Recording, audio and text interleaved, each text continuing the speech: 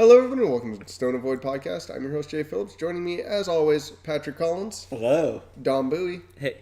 And you're back in town finally, so welcome back. Thanks. You were gone for, 2 weeks in some weird land? Yeah. IR land. Yeah. How was it? It was a lot of fun. Actually, one of my big days in Ireland was exploring every single nerd store, so every comic book shop. I just went around all of Dublin looking for these places. Not a trace of Force of Will. Really? Not even a single store had? In Ireland, Wow. nope. No packs at all. No. Did Target have anything? Do they even have Target? I didn't see a Target. What was their biggest TCG over there? Probably Magic. Pokemon looked the most visually, dominant. I mean, I didn't see any. I never saw a single card game be played. Was there any Magic anywhere, like apparel? There was Magic. The store that looked the most promising was closed the day I visited. Kind of sad. Yeah. Happens. So, was there a lot of gaming stores in general where you were at, or no?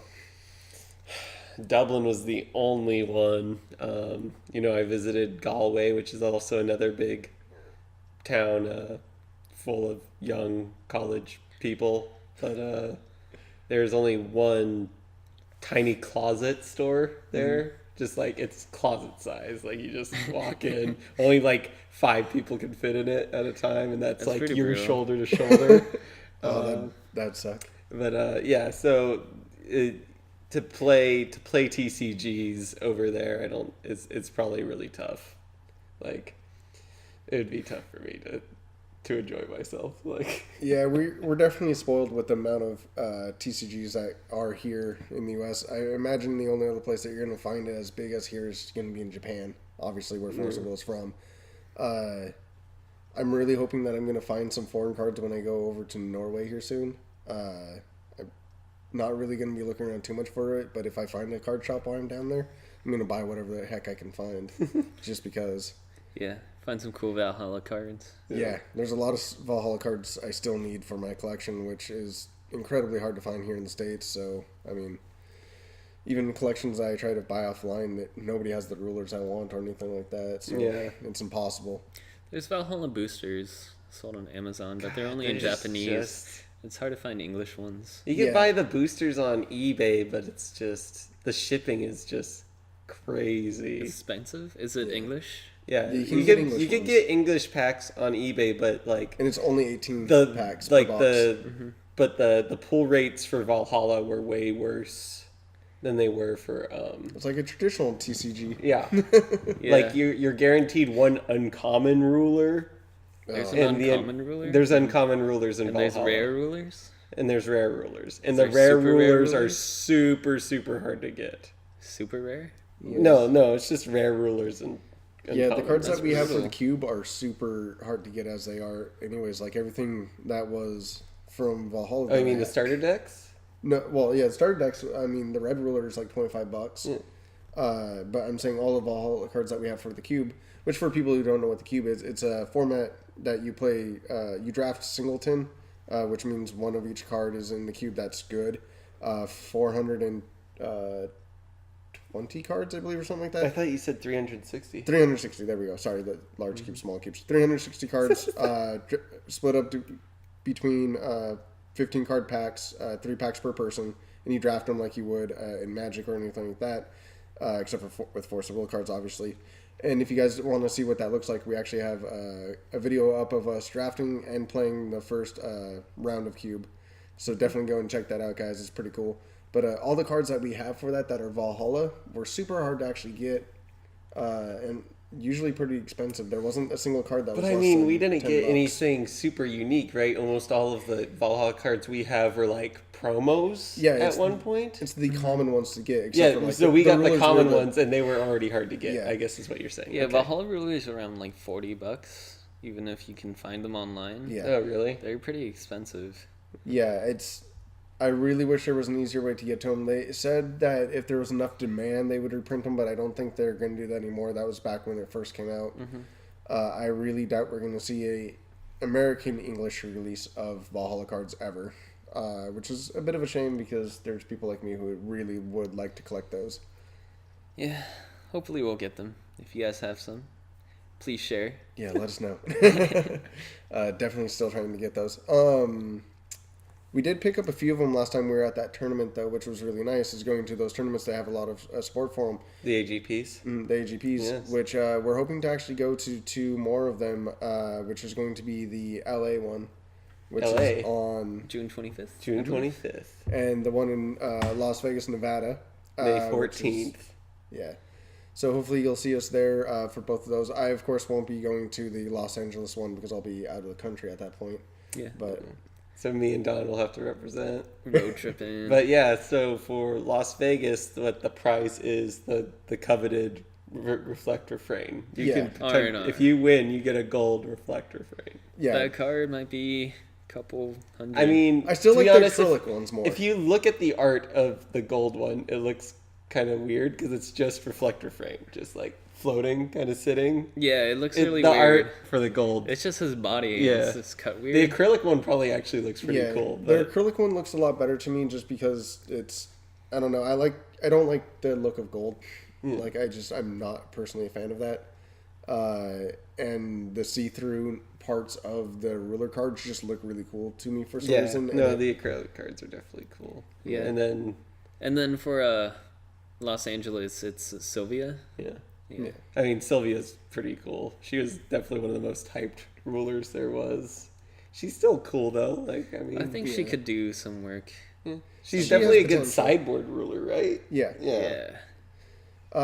Oddly enough, we actually have another ruler that made it into a tournament that wasn't R&R, which a lot of people are currently playing and trying to figure out is the tree.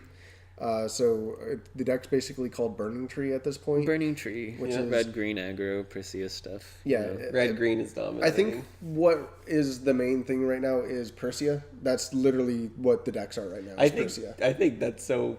I think it's actually kind of cool that Persia is like Yeah. this top notch card because there were people that thought like, oh, Persia is amazing, but there's a lot of people that just was like, this card is good. Yeah. But this Athena. this is the format defining card though. You Yeah. know, it's like It's definitely the staple right now. It's why you play red green, and I don't think you have to play the tree to make it good. Of course, everybody's running the tree because you get to die twice, which Not everybody. They're all playing R&R.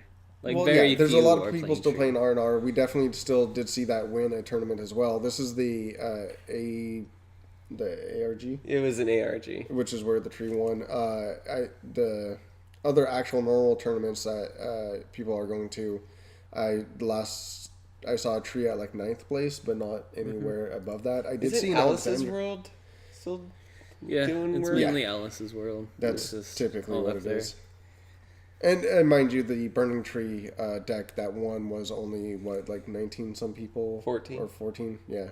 Only- Yeah. Not that many people actually went to that tournament, which would have been cool to go to. But ARG events are always pretty good. yeah, Got some cool prize support. But interesting deck that was top 8 and AGP was Minamoto, the green ruler from Vingolf. Really? Yeah, it was played in Hawaii. yeah. Granted, there were only like 300 people, or 30 people there. Only Yeah. 30 people? God, I was trying to There's not that convince many. Jay to just fly over there, and you I got in didn't top really 8. realize what Oh my when God. it was. That was. that Yeah. would've I been was so much telling fun. you so many times right before that, like It was just coming go up to so Hawaii. soon, and I didn't think I about think it. Adam Reiser, He won it. he won in Hawaii. I should have went. Yeah, it's cool. He would have got a top So 8. talking about world championship wins, since R&R isn't the prize for top 8 in Japan, what do you guys think is going to be the prize? For the whole shebang, I bet you they just give you a full playset. Oh, everything. you know that Everything? would totally That make would be- sense. In Awesome. acrylic, No, all gold. It would be all gold. all gold, God all gold. dang. all gold playset of your That deck, would be so crazy. and then you get your face on a card. You know they're gonna do that at some point where they just straight up stamp a person on a card, which is so much less cool than actually like drawing a as person. long as they make the person do like I mean, this, they- so they're like shooting force or something. Like I mean, that. they Yeah. did draw Adam Reiser on the card. They draw Adam Reiser on the card, which is That's a cool. lot. I like that one. Like I said last podcast, I'm not a big fan of the cosplay art cards, and I really don't want to see just random people on cards. I like random. There's a chance that eventually in the future there could be a whole deck of cosplay cards. Yeah, that's a possibility, and I really don't want to play that deck. And it's gonna be pretty cool. I mean, I still want those for some weird reason. I want to own all the cosplay cards, but it's at the same time I just don't like them. They look cheap when. Has you play anyone opened one at the store? No, we have not seen one in store. We've seen one Uber or monochromatic or what do they even look like in the new set? The Ubers? Yeah, are They're they monochromatic in the set as well? Because we saw one of those come into the store so far, and I didn't take a look at it. It was somebody just pulled one in. Uber Gilapis. Yeah. That's pretty cool. Oh, that's sick. But and we've had two monochromatic rares for the last set as well. Valentina and Alice and an R&R. Oh, so we had three come Yeah. through the store so far. So in total, we've had 4 of those cards come through the store, which we've sold a ton of boxes for. I'm really surprised they're not a higher pull rate. Everybody keeps I think getting that's God good. packs. Like, No, it is, but it's just keep the rarity up. yeah. I've seen stories about like some people just pulling Uber after Uber. Like, Yeah. in 2 I mean, boxes. some 2 people are that Ubers. lucky, you know. Yeah, It that'd be happens. really nice. Yeah. I mean, But I mean, it's not like Force of Will's the best at randomizing their, you know. Their No, it's box. very I don't think set it is track. random. It's super No, it isn't. super tracked. So I think it's nice if you want to get like a play set, just buy a couple boxes, trade for what you need. It's not as bad as Yu-Gi-Oh is with their tracked boxes. That actually became such a big problem. We in our store here, no matter what set it is, even Magic, even though they're really good at shuffling their packs, we actually, when we crack a box, we shuffle our packs so that way people can't pull what they want out of a box just by like pure 3 down, this one over and grab it, which is actually something that happened with Yu-Gi-Oh. And even though we shuffle all of our packs and we've told our customers millions of times, there was a point in which we had a line of people that would come in and like this one, and they'd buy that one and they'd be confused as to why they didn't open their card that's like guaranteed. And then they'd be like, "Oh, you said this box hadn't been nobody purchased a pack out of it yet." I'm like, "No, it's a fresh box." And they're like, "No, you're lying. Somebody totally bought this one from me." I'm like, "No, I just shuffled the packs. I told you." And they got Yeah. all mad because they couldn't rig the system. And that happened for all of that set, and it was still happens. It's actually really irritating. Yeah, but I mean, for TAT and Tale of Two Towers, the booster boxes, how there were like 1 or 2 Cheshires, Yeah, like people would just come up and buy that box until there was no more Cheshires. yeah. And then once that was done, it was like, open up a new box, and we're like, "No, we're not going to." Yeah, you gotta sell the rest. Yeah, it's. I find that stuff to be really annoying, but at the same time, that can end up costing them more money, anyways, which is funny. Randomization? Huh? No, if the buying until you hit the card that you want, it's really annoying that somebody would do that just out of the like messing up the odds for other people and things like that. It's Yeah. just It's not nice. yeah, you don't want to walk up to the box and be like, "Well, there's 5 packs in there because they probably pulled everything good and just stopped." And Yeah. so a little bit more random would be nice, I guess. A bit. Maybe add more chances for stuff instead of less chances. Yeah, something. I mean, the boxes are already really good value. I really never, other than knowing that there's exactly, 9 stamped cards in each box. Yeah. That's about the only big thing that you gotta really think, I guess, keep track of if you're trying to do that. But once again, here we shuffle all of our packs, so it's not that big of a problem. And it's not like anybody behind the counter is keeping track of like, "Oh, what you open? Okay, so that makes 3. No, we don't do that. Yeah. So And also in the set, there's like an even balance of all the good cards. There's not like 2 really good cards that everyone wants and the rest is garbage. Like, all of the cards are really good. ooh, one thing I'm actually worried about, and I didn't even think about this, is Pokemon has a very big problem with their TCG of people weighing packs. And it's because of the EXs are all textured, which is what Force Will now did with their full arts, which might be a thing, and you might be able to weigh out packs for the Force of Will now, which we keep all of our stuff behind a glass case so nobody can pull out a scale and weigh it. I know a lot of shops don't care about that. I've even seen people over at our local Target, which is legitimately 5 shops down that way because we're in a mall. Mm-hmm. I've seen somebody sitting there with a scale at the register area, just like sitting there and nobody stopping him as he's sitting there like weighing out pack by pack, and I'm just like, wow, that's terrible. What's going on? Like some little kid's just gonna like, mommy, buy me some packs and get nothing. To be fair, that little kid is gonna be excited no matter what. True, but I'd rather that kid be excited because he pulled a full art Charizard and was super stoked, and I don't want to see that happen. But that makes me skeptical of buying stuff offline is what I'm actually getting at.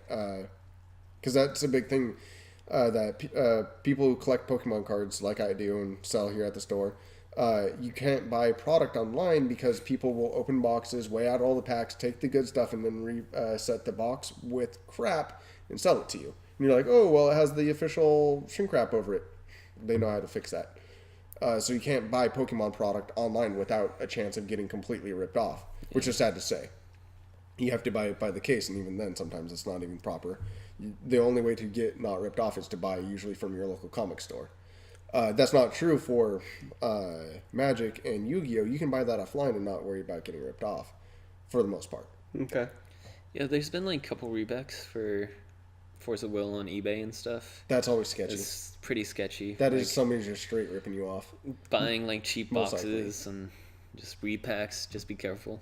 Yeah, don't touch that stuff, guys. It's really just go support your local store that's probably cheaper anyways. And I'm not saying that because I own or work at a store. I don't own a store.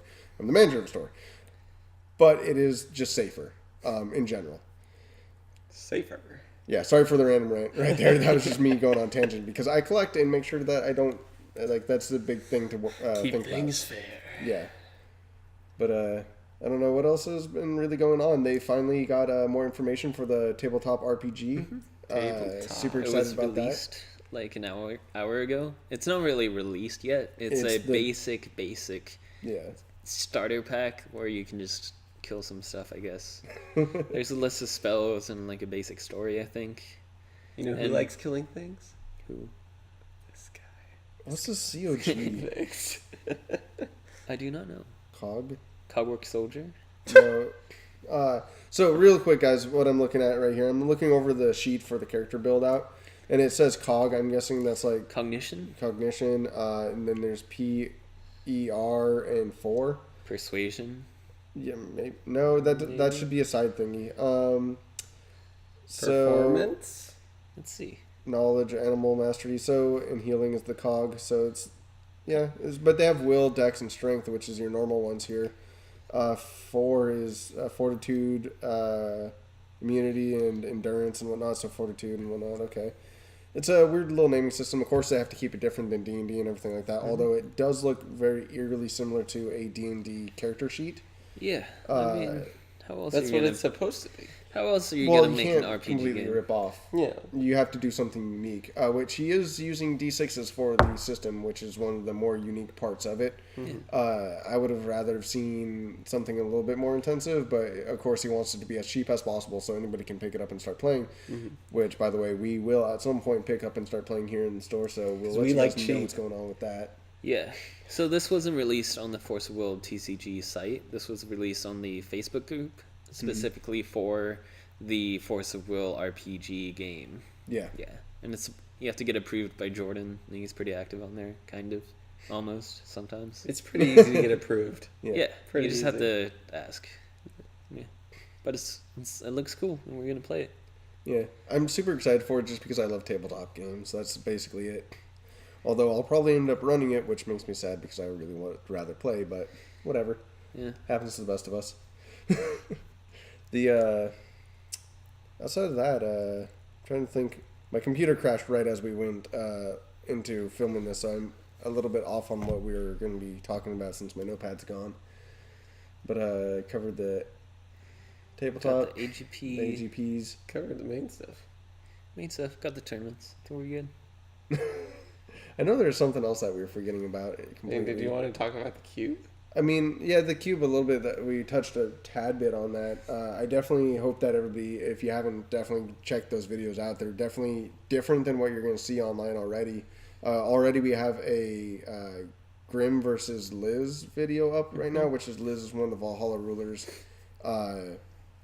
which is definitely interesting, fun to see. Although the matchup was kind of dull in comparison to a lot of the other matchups you'll end up seeing us put out here soon. Tribal. We have another video that we'll have out soon. Unfortunately, we're not able to put these out as fast as we wanted to for various reasons because we all work and don't have much time to actually put out as much content as we want. Basically, except for you. I'm 20.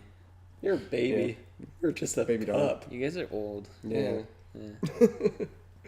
But that's definitely something that we're super happy that we're doing those. And I really want to get an updated list for everybody. You've already posted a list once for all the cards? I gave it to you.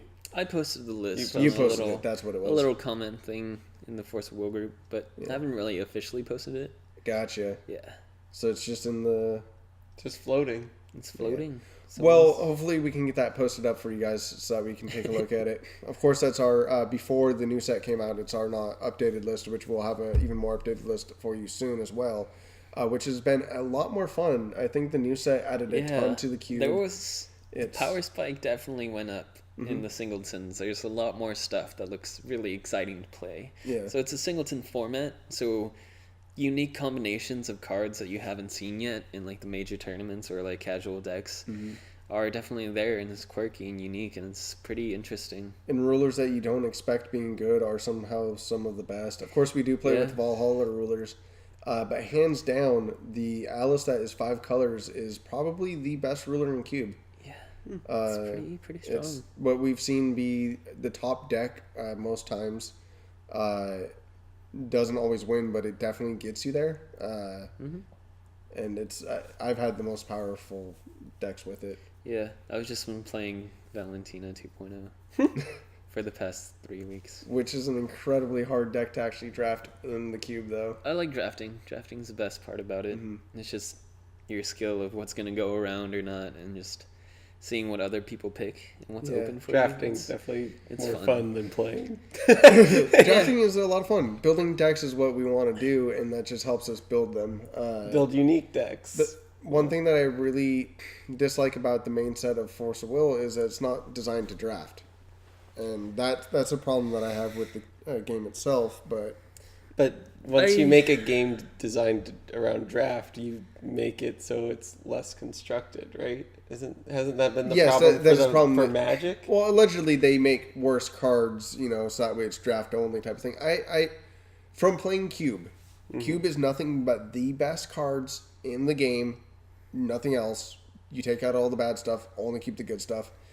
It's proof that you can play with nothing but good stuff and it be even more fun. I enjoy it when the power level is higher. I don't want to open up a pack and be like, well, there's this one card that's just better than everything else, and then this stuff's just going to be passed around for the next couple turns. Like, that's interesting. I'd rather everything be Cube level. What if they released like a rare pack, like a pack full of rares? Isn't Modern Masters kind of like that? Well, right now, Force of Will, a lot of cards are already good. There's just not enough in a pack is the problem. Yeah. How many are in a pack? 10? 10. Which isn't really enough to do a full draft cycle with 8 people properly. When you get your cards back, you've got 3 choices. Yeah. And it's not big enough to really impact anything. You really need 7 cards Don't you left. Have 2 choices? Is nice. Plus, I feel like it's super... But still, super ruler based. Like, you're gonna use a ruler to kill people unless you pulled like a really good rare, and that's gonna dominate. It's just, I feel like it's more luck based than skill based. If you're, we're supposed to be using that. We don't use We don't use that. We have cube. not. For the cube? Yeah, we haven't. Oh yeah, well no, I don't want to use that for the cube. Okay. I don't think that'd be fun. Okay.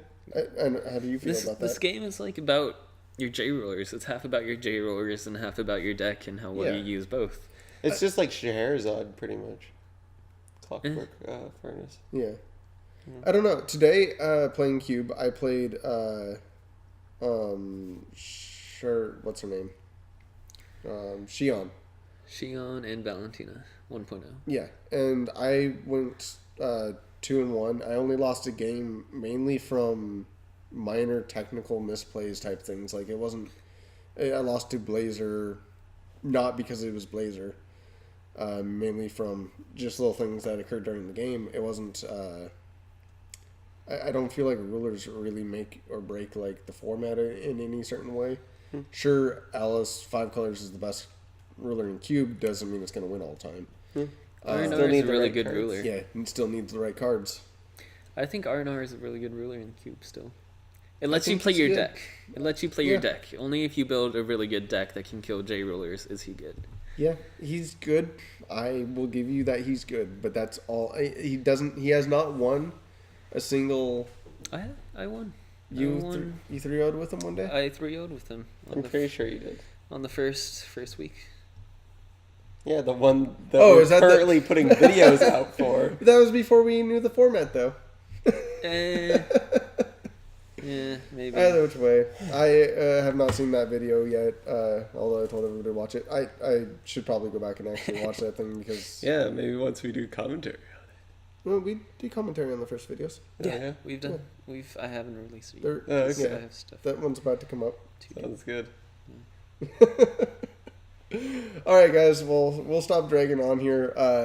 Thank you all for watching. Of course, I was your host, Jay Phillips, joined as always with. Patrick Collins. And Don Bowie. Have a good one, guys.